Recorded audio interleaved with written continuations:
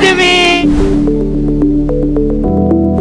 Kahit po pala si Ma'am Jessica ay nakakaranas pa rin ng self-doubt. Kaya bilang isang aspiring journalist, na-inspire po ako na to just follow my guts, to follow my instincts, and always verify the information na I give out. Pinakang natandaan ko mula sa araw na to with Miss Jessica Soho is yung phrase niya nung sinabi niya na huwag tayong matakot magtanong, lalo na sa mga taong kailangan maging accountable. Pagiging matapang, nasa ating mga kamay bilang kabataan ang pag-asa at pagbabago. So, speak for the truth and speak for positivity. Be good and do good po. Kasi as journalist, as future journalist po, ayun po yung isa sa kailangan po namin sa pagbabalita ng totoo. Saan ba natin dapat kunin yung mga kwento?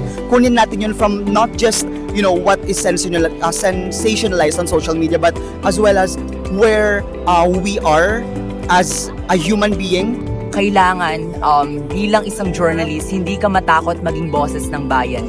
Kailangan mong maging matatag sa bawat laban mo. She really motivated me to pursue this career that I wanted ever since I was in high school. And of course, ang hindi ko makakalimutan is be good and do good. Huwag tayong manahimik. Let's continue to use our voices as a student journalist in everything that we are doing. So, at the same time, pumili tayo ng dapat na i-share natin sa ibang tao. Let it always be facts. Hindi dapat niro-romanticize ang pagiging journalist dahil maraming naging step bago ka makatungtong sa pagiging journalist para matawag ang respetadong journalist, and napakahalaga rin po na pangalagaan mo yung kredibilidad na nabuo mo all throughout the years, at dapat maging maingat tayo sa pagbibitaw ng salita. Kung paano namin mapapersuade yung isang tao when it comes to storytelling, well, yun nga, kailangan namin maikwento ng buo kung ano yung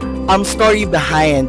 And every story has a wonderful color behind everything. Patuloy po tayong maging mapagpalaya at lagi tayong pumanig sa tama. And don't forget to always draw the line.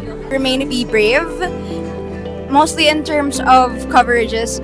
Tulad po na sinabi ni Miss Jessica So na kailangan po natin tatagan ng loob natin. Go outside beyond your comfort zone and go outside beyond the box in order for you to learn from other people's story. And of course, kailangan nating magkwento to empower, uplift others, and of course, to bring change.